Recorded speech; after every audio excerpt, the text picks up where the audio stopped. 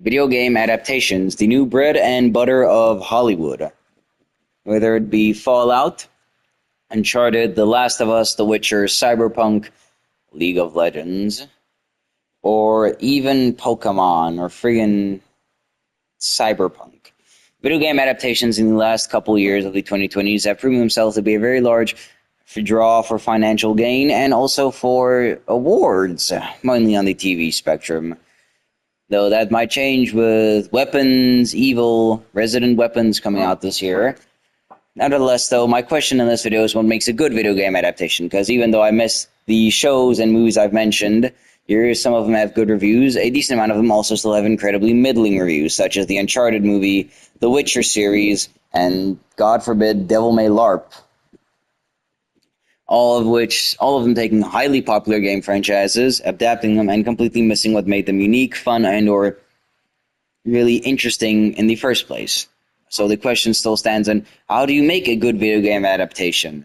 And for that case, I wrote up what I think would be 3 points that, at least even in theory, adaptation needs to hit or understand before moving on. And I think you can let me know if you think this is wrong, or, well, not exactly wrong, or let me know in the comments if you disagree with these points or what do you think I could add on them. But nevertheless, my 3 points for the first one being the connection between story and gameplay. Now that is quite obvious, how the themes of the story and the gameplay reinforce each other and how they end up changing each other and or improving upon each other, such as God of War 1 and Far Cry 3 is what I would call two good examples of this.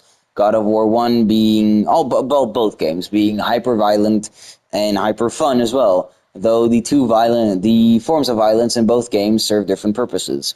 God of War 1, even though, like I said, incredibly fun, being able to rip things apart with the blades of chaos, summon the demons of Hades, use the rage of Poseidon, and all that stuff is incredibly fun. You never forget in the game that because that's fun is the reason you're here. Because of that violence, Kratos is at the point in his life where he starts the game and literally tries to kill himself within the first 2 minutes of opening the game. Far Cry 3, on the other hand, takes that same violence and uses it as a development standpoint. The more abilities you unlock, the stronger you become as a player, the more Jason degrades as a person, obvious in this case, becoming more infatuated with murder and making it more something that he even can't live without, I guess. At some point in the game, even ditching his friends that you had spent the first half of the game finding to stay on the island to kill more people. Now, that's all good and well, and that's the development of the story. Now, the question in that case is for Far Cry 3, more than something like God of War 1, because the main themes of God of War 1 and the way it's executed would still be the same, probably, regardless of if you were the one cutting monsters to pieces or if you're watching Kratos cut the monsters to pieces. Far Cry 3 putting the emphasis on the fact that you and Jason grow into psychopaths. What would happen in that case if you were to put it into a TV show format? Do you lose some of that, not contingency, do you lose some of that development?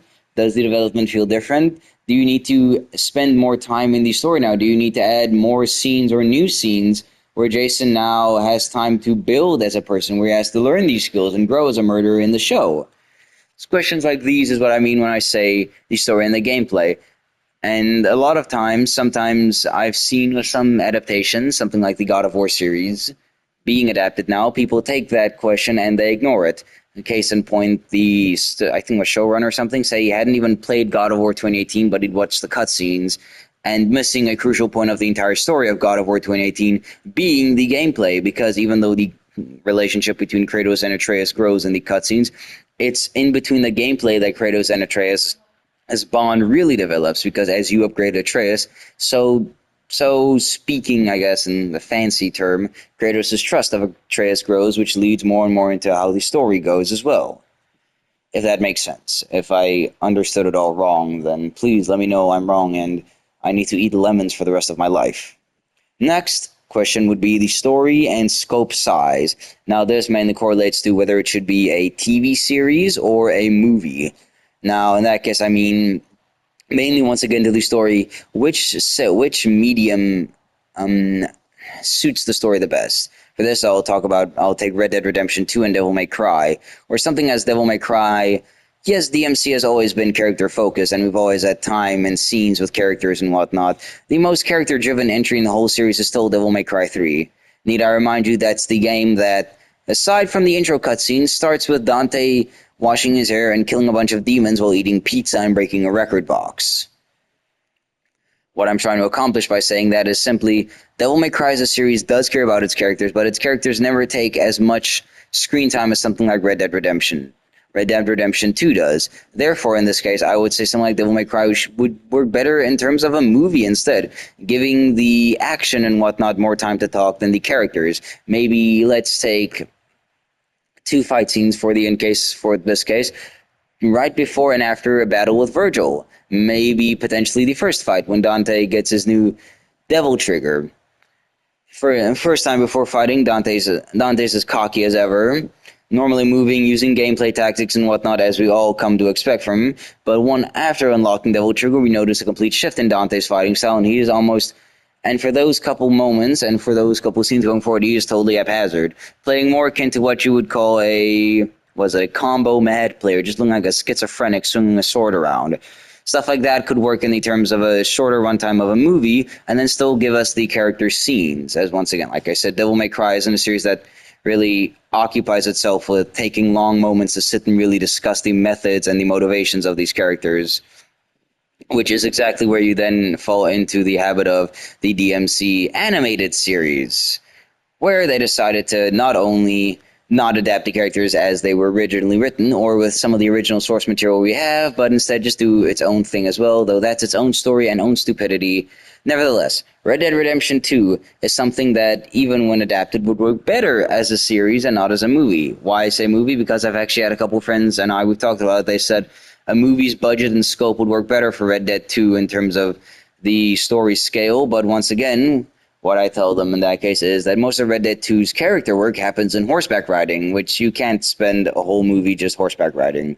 Otherwise, it would just have straight Brokeback Mountain, I guess. I don't actually know. That was a terrible joke.